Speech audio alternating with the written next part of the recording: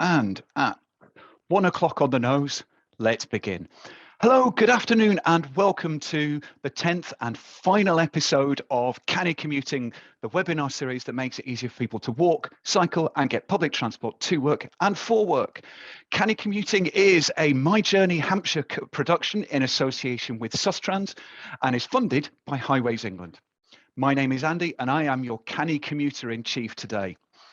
I have been walking, cycling and getting public transport for work in the Solent region for about the last 15 years.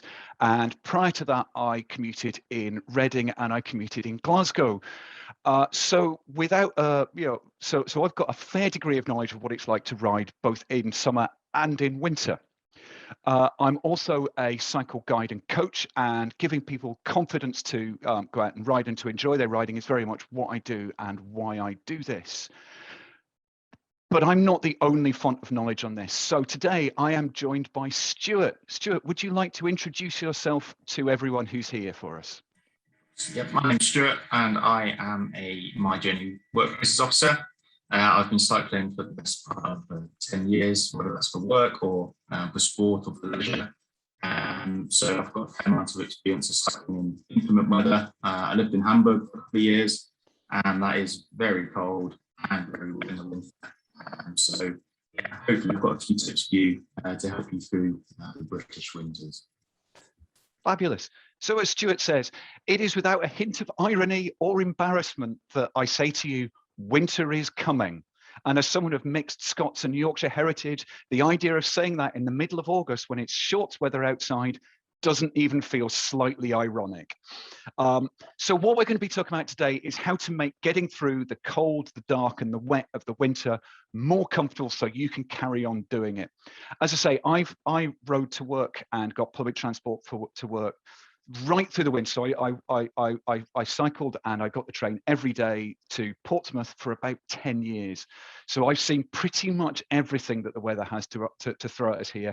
And I developed some things that work for me. And Stuart, through his time in Hamburg and over here, has developed some things that work for him. So we're going to talk you through those. But do remember, a lot of this is personal and not everything that we say will agree with each other. We're just here to give you some choices and to help you learn from some of the things that we've discovered do and don't work. And without further ado, Stuart, do you want to start talking about clothes? So the most effective way of keeping yourself warm and dry during the winter and when it's raining is layering.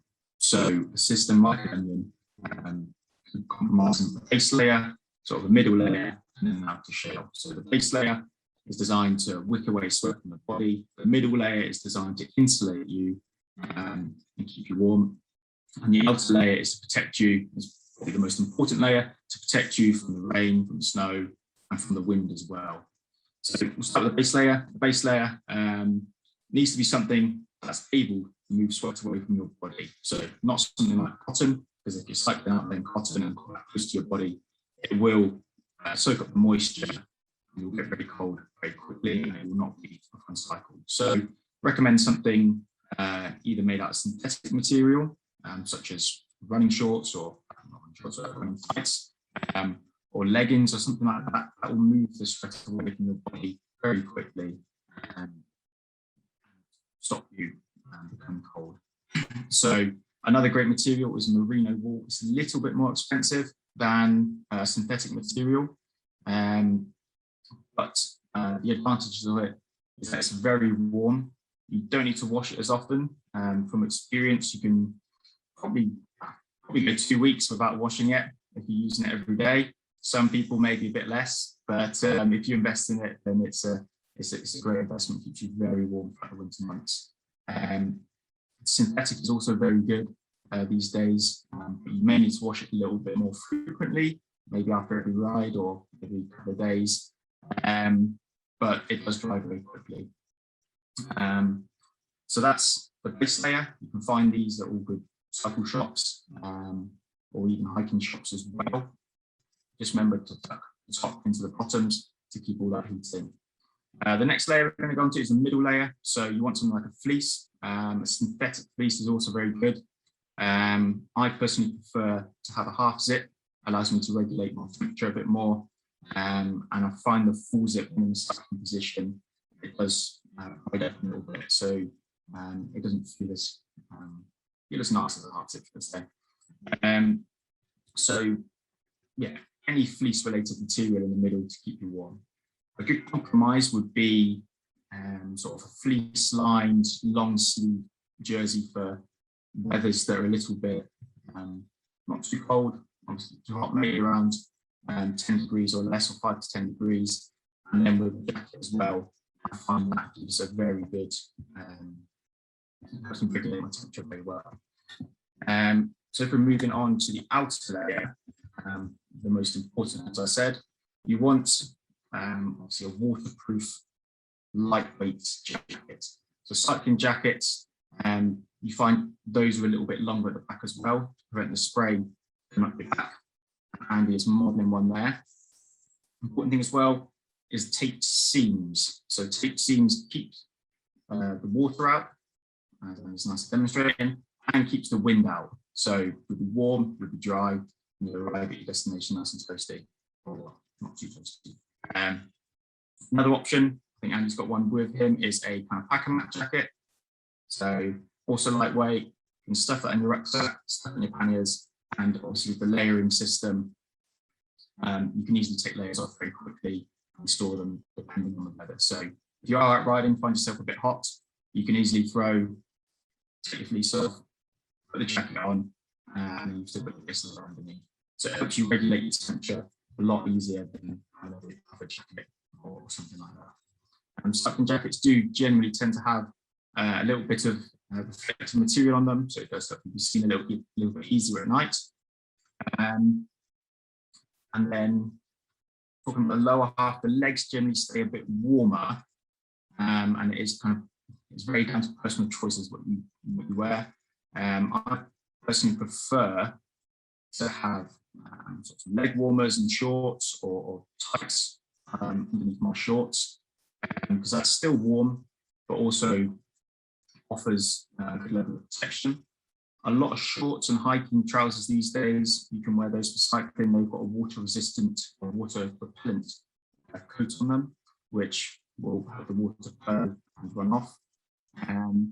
If you are wanting to cycle to work in your work clothes, then I would suggest throwing just a waterproof jacket and waterproof trousers over the top of your work clothes.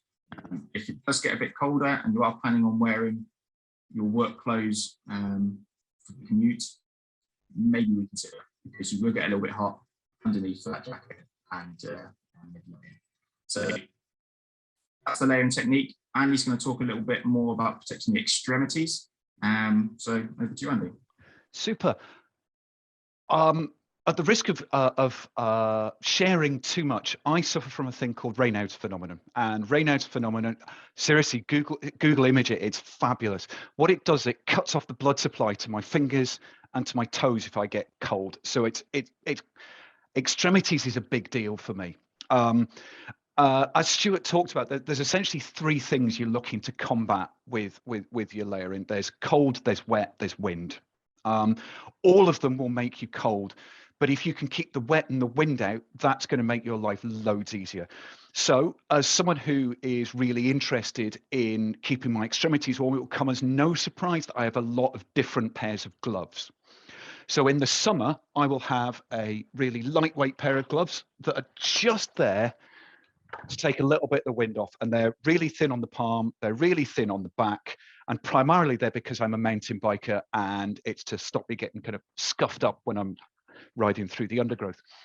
When autumn comes along, this is really sad, I've got two different sets of autumn gloves. There's early autumn and late autumn, but they basically do the same thing. They are water resistant or waterproof, and they are windproof. And windproof on hands is a really, really big deal, because if I've got my hands on the bars like that, they're right in the wind, so that your knuckles are right in the wind, and your hands don't move much when you're on the bike. They just sit there and do nothing. So you're not generating the blood flow. And windproof gloves are a really big deal. Waterproof gloves are great, but they can become bulky. When it gets really cold, I've got another pair of gloves that goes over the top of these. So what I've got is I've got a liner pair of gloves that's kind of fleecy, so they're quite warm. And then over the top of this, I've got a taped seam pair of waterproof mitts that go over the top of everything, and I can throw these on and take them off as the conditions dictate it. And these are brilliant. However, and I'm not going to name and shame particular brands, these ones have a fault. And that is that the fleece lining in these is not attached to the end of the fingers. And what that means is that when you get to where you're going and you pull your hand out, the glove comes out of the inside of it. And when you've got slightly cold fingers because you've just been out in the cold, trying to get the fleece back into these is the kind of thing that will drive you bananas. So if you are looking at getting a pair of over gloves like these, do stick your hand in and see whether the liner glove comes away. It can be really tempting to have a massive pair of gloves like these, which are really thick and really warm and really padded and will keep your hands really hot. There is a downside to this, and that is, and this is really, really worth checking, can you brake and can you shift with these fat fingers? Because I do remember once I had to wear these because my normal gloves were still wet from the previous day.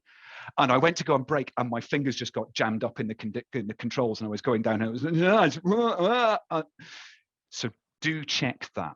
So the other thing to think about is the palm. And this is a really, really personal thing. I quite like a palm that's not padded because I like to be able to feel what the bike's doing. So I feel like I'm in control. Some people like a padded palm because it partly because it provides insulation and partly because it creates some vibration damping, but it's a kind of personal thing. The other thing, and this is my secret weapon, and these gloves are really thin. They look like kind of ladies leather or ladies kind of silk opera gloves. And sometimes they are made of silk. These particular ones are made of merino, and these are a liner glove, and these can go under all of my other gloves. And the difference they make to how warm my hands are is just unbelievable. It's absolutely incredible. So they are my secret weapon. And from about September onwards, these live in the back pocket of my coat. They never go anywhere else because the chances are that I will need them. And if they're where I need them, then they're to hand. It will also come as no surprise to you that shoes are really, really important to me. And you wouldn't believe the number of pairs of shoes I have for riding in. The first is these. These are my work shoes. And do you know what? For most journeys in winter, these shoes are absolutely fine. When combined with a set of flat pedals, these are fine. A nice pair of socks inside them. Though for those of you who've been following single track today, they don't need to be aerodynamic socks. They're leather, they're water resistant, and I don't need to carry a spare pair of shoes. But if I'm doing a slightly longer journey, more than about kind of 20 minutes or so, and I'm set off at kind of 6, 7 o'clock in the morning to get into the office, then I need to start thinking about particular pairs of shoes. My riding shoes look like this. So they look like a pair of skate shoes. They're plastic all the way around. They're fairly water resistant. They're slightly padded, but not so much they get in the way. And they've got a really, really grippy sole. So they can keep my feet really comfy. And then my work shoes can just get thrown in the pannier, and that kind of keeps that. For people who, some people swear by these. These are overshoes. So basically they're a waterproof, and Stuart's grinning at me already. These go over your shoes and they are reputed to keep you warm and dry. There are no pairs of overshoes that will work with flat pedal shoes. If you're going to go for these, you have to go for clipped in shoes. And again, if they work for you, they're great. If they don't, they really don't. And they're really annoying, and you rub on the frame and they get tangled up in stuff. As you can see from how battered these are, I used to ride in these quite a lot. Talk about clipped in shoes. During the summer, I would wear something like these. These are my disco slippers. They're great. They're really well vented. They're really low profile. They're really great for keeping my feet cool. This is the opposite of what you want for winter. So shiny summer disco slippers are not what you want. in the middle of winter, when I was riding clipped in a lot more, this is what I would wear. This is an actual pair of waterproof cycling shoes that come up to my mid ankles. These are brilliant.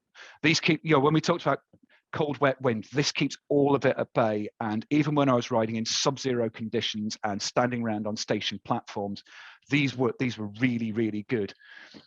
The downside of winter-specific gear, and Stuart will know this as well, is that it can be quite expensive. So see what you can make do with that's kind of not particularly out there before you start investing in this. Some people also swear by waterproof socks. I've never got on with them because they still feel a bit like wearing a plastic bag. There are some brands out there that say they're not. I've not tried them, and I slightly struggle with the idea of paying £35 for a pair of socks. You'll laugh when we talk about how much I spend on other stuff in a bit. But yeah, so some people swear they give them a go. If they don't work, they don't work. But that's how I keep my extremities comfortable and regulate those temperatures. Because actually what I find is that whilst my hands get really cold and whilst my feet get really cold, I burn really hot. So I am really always, when I'm on the bike, even in the middle of winter, looking to vent heat from my core because I just burn really, really hot. And speaking of that, Stuart's going to talk to us some more about how to winterize your bike. Indeed. So mud guards are probably the biggest thing that help you stay dry. You can put on your bike, because when you're stuck in the winter, obviously a lot more rain, the leaves are a bit mushed up, there's lots of grit on the road from obviously gritting as well, general bits of soil, that'll all spray up. So mud guards are an absolute lifesaver. It keeps you dry, keeps your equipment clean. So I recommend obviously a rear one and a front one as well, and that helps keep your feet dry as well. And anybody riding behind you who is also commuting in the winter, it stops them getting face full of grit, road, dirt and everything else. So that's a key one. Another one would be panniers. So panniers are, you put them on the back side of the pannier rack. Andy's going to demonstrate or show us one here. These are waterproof and they've got pockets inside, so you can separate your equipment. You can throw in any spare clothing, such as socks or gloves, and put a laptop in there as well, and any other layers that you wish to take with you. Panniers are a lot better than rucksacks, because when you've got 3 layers on and you've got a rucksack pushing against your back, then it's going to become a little bit sweaty. So always advise panniers for the winter as well. One other thing to remember is when you're riding in the winter, take a little bit of air out your tyres. So you want a wider surface area, because obviously it might be a bit icy, might be a little bit wet. And we'll get onto that in a moment about road conditions. So take a few PSI out, so maybe 5 PSI less, and more surface area to give you a bit more grip. Andy was going to talk a little bit about lights, also very, very important. So over to you, Andy. Super. There was a thing I forgot to do at the beginning, and that is, if you have questions that you would like to ask me and Stuart, please stick them in the chat and we will come to them in about 2 or 3 minutes. Also, the other thing that I meant to ask is if you could stick in the chat which workplace where you work, because that helps us justify what we're doing to our funders. Lights, broadly speaking, come in 2 different varieties. There are those that enable you to be seen and those that enable you to see. But the ones that enable you to be seen, here's the one that I keep on the back. So this is a small LED light, and I've got a similar one for the front. These are about £10, £15. They recharge off a USB, which is quite handy, because if I run out of battery when I get to the office, I can just plug it into my laptop, and vice versa. It runs off a phone charger, essentially. And they're kind of much of a muchness, really. They're all kind of, but they are really helpful for making sure you're seen. The other thing for helping you be seen, and these are not the most sexy garment you can possibly imagine, are ankle bracelets. Now, reflective ankle bracelets can be really helpful. They don't give any light off on their own, but there is fairly strong evidence that the motion of your feet going round on the pedals draws people's attention to them, and it makes you look like a person. There's something that goes on in the kind of pattern matching part of the brain that makes people recognize your shape from those. So it's not sexy, it's not cool, but it is quite helpful. They are really helpful. When it comes to being able to be seen, so I live in Winchester, and part of my commute is often down roads that have no lights at all. So I need lights that enable me to see where I'm going, which is quite helpful. And this can cost a lot of money. I'm not going to lie to you. The light I've got on the front here is made by a company called Exposure, who are based in West Sussex. And this is the entirety of the light. This again plugs into a charger, and this is bright enough for me to ride at the speeds I would be riding during the daytime down country roads. It's absolutely incredible. But you are spending as much on this as many people would spend on a bicycle. You can get cheaper ones than this from China. I'm not going to, there are many cheaper versions of this, and often they come with a bulb and a cable and a battery that goes somewhere else, and you just need that for that. So this runs off really bright LEDs that you can see on the front there, and that is really helpful. But the thing that is a massive game changer is the helmet mounted light. So if you are looking to see where you're going, a helmet mounted torch like this can be absolutely brilliant, because the problem with a bar mounted light is that you can only see in the direction that your bars are pointing, which is great until you're going around a corner. And that is where this comes in really handy, because it means that you can see exactly where you're looking all of the time. And again, these come in from anything from about 40, 50 pounds up to considerably more than that for mountain biking ones for riding in the woods at night, which is what this one is here. This particular one has a clamp that goes through the helmet and basically bolts into place. Other ones attached with Velcro and stuff like that. So if you are mounting them on a helmet, do make sure your vents are in the right place for the mount that comes with the light. This is really, really important, because you kind of go, I don't know, which is really embarrassing. I think that someone has asked us about riding in icy conditions, which I think is quite a good prompt for you to talk about PSI, because you were going to talk a little bit about that, weren't you, Stuart? Yeah, indeed. So my background is from I was a cycling instructor, so I was a cycling instructor for about 4 or 5 years. So when we advise people to, children we taught, but also adults as well. So we always advise them to ride in a position what we call either controlled or shared. So shared being about a meter or an arm's length from the curb, and control being in the middle of the lane. When it is icy, we advise people to ride a little bit further out than the shared position. So where the left wheel of the vehicles passes along, you want to be out from the curb a little bit more. So you're riding in that line, because that's where the ice, or the salt from the gritting, it's been crushed down by cars, and it is not as slippery as the curb. Obviously, if you're riding near the curb, there are also manhole covers, there are drain covers, there are potholes, cracks, which you may not be able to see, and where it leads as well, which can also be just as slippery as ice. So avoid the gutter, cycle a little bit further out. If there is black ice out on the roads, take it very, very steady. So going around corners incredibly steady, a little bit further out from the curb. And if you think your journey is going to be adversely affected by black ice, then I would advise a different mode of transport. It's not fun. So icy conditions, a little bit further out from the curb, and taking the line that vehicles would. Yeah. And I would add to that, because I'm a mountain biking coach, and mountain biking is all about finding grip where it doesn't look like there is any. And the key to that is, if you are not sure about the grip there is, come in slowly. Do not do anything whilst you're going out. So do not brake, do not steer, do not accelerate, because that will cause you to lose traction. So if there's a bit where there's some leaves on the ground, just roll over them rather than brake or steer or anything like that. And if it means you see a part of a corner, try and do your turning ahead of that so you can go straight through those sections. It doesn't work all the time, but it will help you.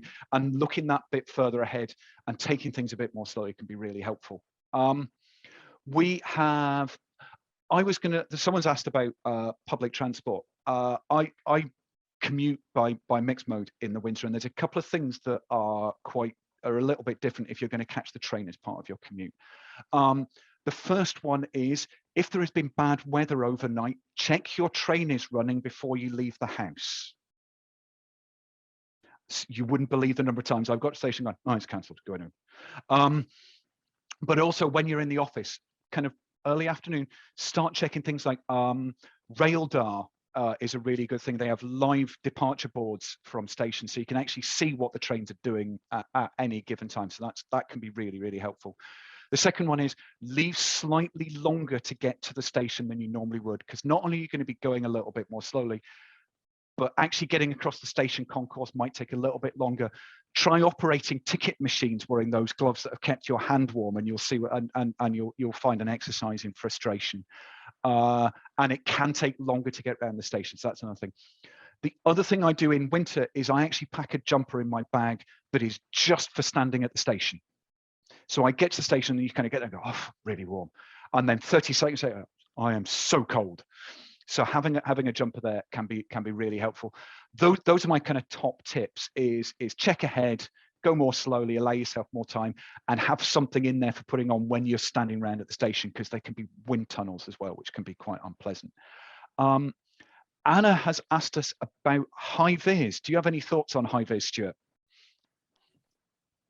High vis is very helpful, especially at night. So yeah, as we talked about, reflective bracelets on your ankles, you can put them on your wrists as well for signalling, and obviously cycle jackets come with reflective strips as well. So they are very helpful for you to be seen. And another thing, whilst on the topic of being seen, is riding a little bit further out, as I said, in the control position, centre of the lane, so you are where people are looking as well. So if you're passing a junction, if you're overtaking parked cars, a little bit further out in your control position, something in night that really helps to be seen. So in addition to the good lights and a bit of high vis, then you will be seen nicely by any other road users. Yep. On the subject of high vis, there are some jackets out there that are entirely refractive, and they're really good for being seen in. They are not, however, quite so good for riding in. They are better now than they were 3-4 years ago. But my wife had one, and I think she rode to work in it twice, and just went, it's like boiling the bag rice. It's just not a lot of fun. So have a think about colours and shapes that make you more obvious, as well as high vis, and because at the end of the day, what you're looking to is to stand out from the background. And if you bear in mind that, there's school groups, the kind of the nurseries going to school wearing their high vis, the delivery person for Sainsbury's is in high vis, the person doing the roadworks is in high vis. Wearing yellow high vis isn't necessarily making easy to be seen. So if you are keen to wear something that's bright and reflective, have a think about different colors so that you kind of trigger the eye. And the other thing is on rear lights, it can be quite helpful to have a flashing light, but a pulsing one rather than a fast strobe means that it's easier to judge your location. Because the thing about a strobe is that what people are getting is a series of still images, and it's quite hard for the eye to judge distance. So something that gently pulses attracts the attention but makes it easier to see. Any other questions? I had a question beforehand about headgear and things to wear under helmets. Do you have any thoughts on that? Yes, so you can get these little skull caps that you can put underneath your helmets. They aren't the most dashing, so they are very warm. They do cover your ears, they do cover the top of your head and help keep a bit of heat in. And they are comfortable as well. I don't normally ride with a helmet, so I just throw a woolly hat on, which is quite nice. But those of you with helmets, then little skull cap certainly does help in the winter. Yeah, and if you don't have to buy a specific cycling skull cap, because not only are they not very flattering, they can also be quite expensive. I've yet to find one that's really comfortable, and it's not obvious with these headphones, but I've got massive ears. So what I found more helpful in those days when I don't want to get too much heat through my helmet is a buff or something similar under my helmet can really help. So yeah, so there's that. We've also had a question on eyewear. Any thoughts on that one, Stuart? So a clear set of glasses for the winter or a slightly tinted one will be fine. It just keeps the grit out of your eyes. Obviously, cold getting into your eyes isn't the one. You'll have tears streaming down your face after a while, especially if you're going downhill. So yeah, always carry a set of clear glasses with me. Or slightly tinted for those winter weekends. And I've talked a lot about stuff that costs a lot of money today. These came from Toolstation or £4. You don't have to buy cycling; they're just safety specs. They're great. They're comfy. They've got a nice wide field of vision. The thing to bear in mind with riding in specs in winter is if your lenses aren't particularly clear, you might get quite a lot of glare from headlights. So you get those kind of lens flare effect almost, so keeping them clean. And the other thing is, don't be surprised if you stop at the traffic lights and they steam up. There are all sorts of products you can buy to stop your glasses steaming up. I have never come across one that works. Some people swear by yellow lenses because they increase contrast and things like that.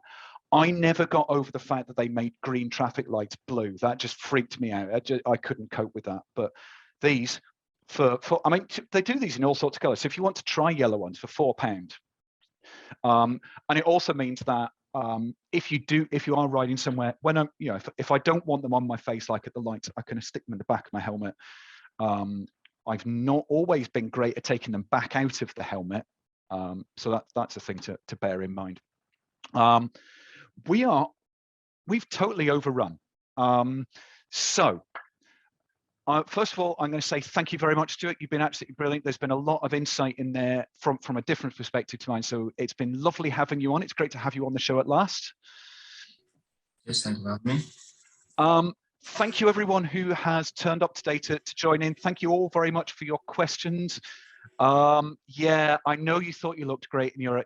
To be fair, I couldn't tell you whether you look great in ankle protectors. I know I don't. They also can be quite useful for keeping your trousers out of the way, which is helpful. This is the 10th and final episode in a series of webinars that we've done. All of the episodes will be up on our webpage, which is myjourneyhampshire.com/Canny Commuting. If you are watching us on YouTube, please like and subscribe to this. It really helps us with our funders. And finally, and I'm going to see if I can do this from memory, I would like to thank Ray, Jenny, Megan, Natalie, Anna, Ruth, Abby, Claire, Joe, Amber, Carolyn. Oh, I'm going to totally forget someone. And of course, Stuart, who has been with us today. They have all been absolutely brilliant. These people have given up their time when they would otherwise have been having lunch to share their insight with you.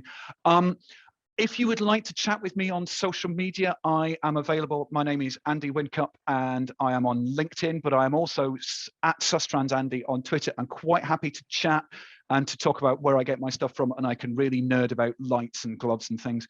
Stuart, do you have a social media handle that you're happy to share with people?